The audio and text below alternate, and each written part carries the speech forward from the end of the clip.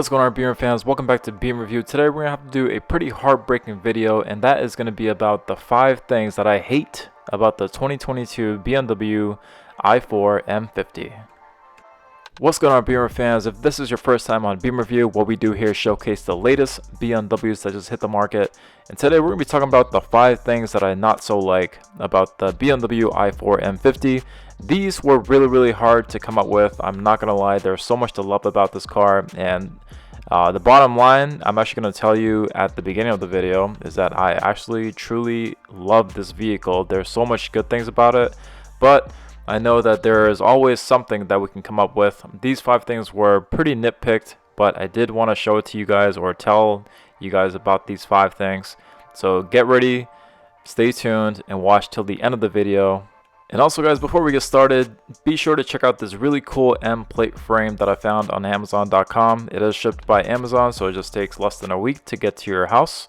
Also, if you do have a BMW M vehicle, especially this one that you might have on order or you're planning on getting, or you might already have it, be sure to put this license plate frame on your vehicle, as it does enhance the look. And the link for it is going to be right at the bottom of the video, so make sure you guys check that out before you leave this channel. But without further ado, guys, let's go and get started. So guys, reason number 1, and this falls for all electric vehicles, not just the i4 M50 but also the iX as well too.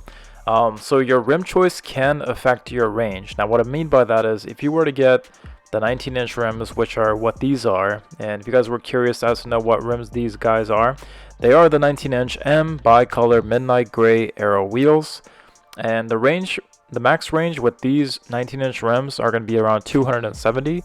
But let's just say, for example, if you do get the 20-inch rims, let's just say, for example, I believe it's called the 20-inch M bicolor gunmetal gray wheels. If you were to get the 20-inch rims, your range would actually drop, and not only would it drop, but it would drop substantially. And what I mean by that is, if you were to get the 20-inch rim, your maximum range would be 227. So that is going to be my reason number 1 as to why I don't like this vehicle, or BMW's electric cars in general, so to speak. But yeah, your rim choice can affect your range. As long as you keep the diameter of the rim about the same, your range is going to be the same. So let's just say, for example, all 19-inch rims of the i4 M50 are going to fall at around 270. But yeah, guys, if you do upgrade to the 20-inch rim, your range is going to drop to 227. So that's just one of the things that I didn't like about this vehicle. And it's also a big thing to note. If you guys were curious to get if you guys were thinking about getting the 20-inch rims, just definitely be aware of that range drop. Alright guys, reason number 2, and this also is going to be more on the general BMW side of things, but I'm not much of a fan of iDrive 8 so far. I've gotten numerous chances to play around with it, but the iDrive 8 is a bit more complicated compared to the iDrive 7 that was previously optioned into the vehicles for all BMWs. But iDrive 8 is a bit difficult to navigate through. As you can see, the screen here on the top left, and I know it's kind of blurry, but where it says menu, that's where you would see all your settings.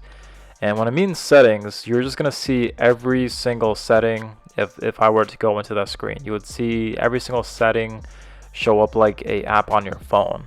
And so whenever you're trying to find a specific thing, it does take a bit of digging in order to find out, say for example, where to change your interior lights. Granted, you could just tell a voice command to do it, but if you want to manually use your finger and go into the menu, you'd have to dig through all the, so to speak, apps in order to find that. So iDrive 8 is a bit more complicated. On the positive note, it is really fluid. Voice command could still take a little bit of work, but I'm sure that BMW will get that fixed once they do some software updates for the voice command. It's not as fluid as the one for iDrive 7, but it's not too bad for iDrive 8. Also, one thing to note, on the driver's side screen, which is also known as the instrument cluster, that part of the screen is actually really nice. So when I meant iDrive 8, I do mean more on the right side where the center stack is. But on the driver's side screen near the instrument cluster, there are some really cool features. such as different contents that you can choose from. Our next video is actually going to be going into depth on iDrive 8 as well too. It's going to be a two-part series, but we did already record part 1 of iDrive 8. If you guys want more details on that, definitely subscribe. Reason number 3, guys, is going to have to go to the fact that there is no frunk for this vehicle. And just in case you guys are really new, what a frunk is basically is a trunk on the front of your car. Teslas have this, BMW does not. I don't know if they will. I know the i3 had a small little one where the charger would be stored as well too, which is really cool. But for this, there is no frunk, and the only thing that we have in the hood or inside the hood is going to be the windshield washer fluid refill that's going to be on the left side nearby the passenger. That is the only thing that is really down here aside from all this plastic. We did get a chance to remove the plastic to see what's under there. I'm no means by any sort of technician. All that I really just saw was like some components, some wires, and some car stuff, so to speak. That was it. So yeah, it would be nice if BMW did include a frunk in the front, just to add that bit more space. But this is a hatchback-like design in the back.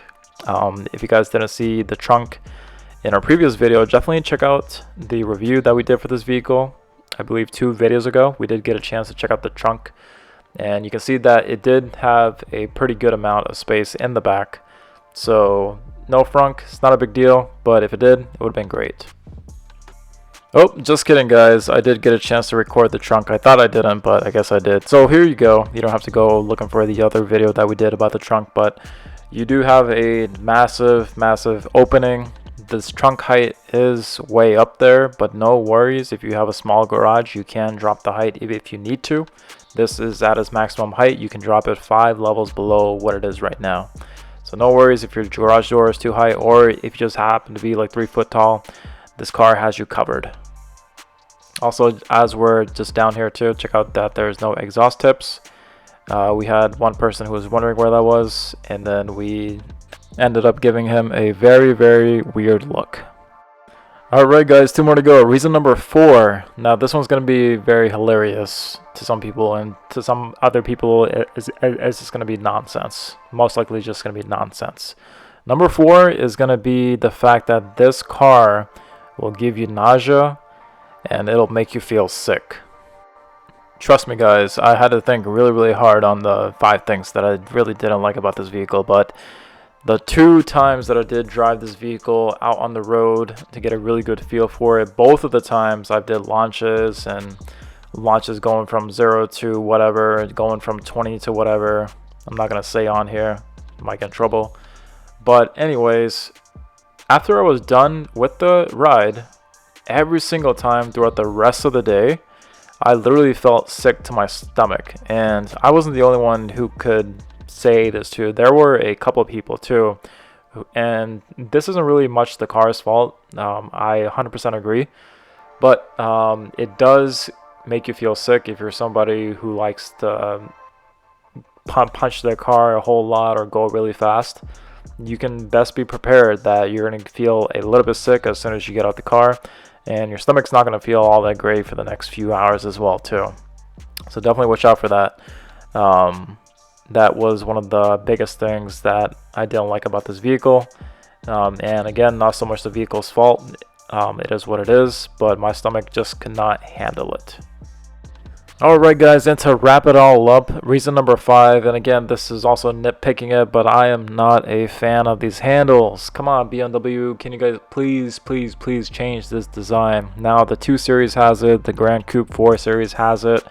And honestly, yeah, it looks great, but gripping it is a pain in the butt. My hand slips off every single time, and there's just not enough grip inside the handle in order to grab the door properly and open it up. I will guarantee you that whenever you guys have this vehicle, your hand will slip off a little bit the first couple of weeks, but then you'll probably get used to it. But again, if BMW could just change this design to the point where things could be gripped a lot more better, I would personally really appreciate that, and I'm sure that a lot more other people would also appreciate that as well too. They do look great, don't get me wrong, They still do work great for whenever you want to lock the car. You just tap on the door handle there too. That sensor works great as well too. But yeah, gripping the door handle is just a pain in the butt. BMW is making a lot of these vehicles with these door handles now. I believe that this one's the second or third one now. And personally, again, as mentioned before, I'm not a fan of it. And yeah, but yeah, guys, to wrap it all up, these were my 5 things, and I know that these 5 things are really nitpicked as well too. But again, there's so much to love about this car, and above all, I do love this car as mentioned before too. But yeah, these 5 things are very nitpicked. A lot of people are questioning that grille, but I think at this point we're pretty much past the new BMW grills, and we are all starting to accept the fact that this is the new design that BMW has. Yeah, the grill does look a little bit funky, but personally speaking too, if I were to get the 4 Series, make sure the grill is blacked out. Just speaking from my opinion, any chrome 4 Series grill that you might encounter doesn't look all that great. And also, I'm also somebody who doesn't run a front plate either. I would not put a front plate on that. If you do, feel free to, but you can always get a tow hook mount for the front for your plate as well too. So that's just my 2 cents on that. But let me know what you guys think. Let me know some of the things that you guys don't like about this vehicle. I'd be more than happy to chat to you guys about that. So drop it down below in the comment box, and stay tuned for the next one. We're going to be doing a ton of more i4 M50 videos. You guys are loving it, and the views for these videos are doing really well. So definitely subscribe, and see you guys for the next one.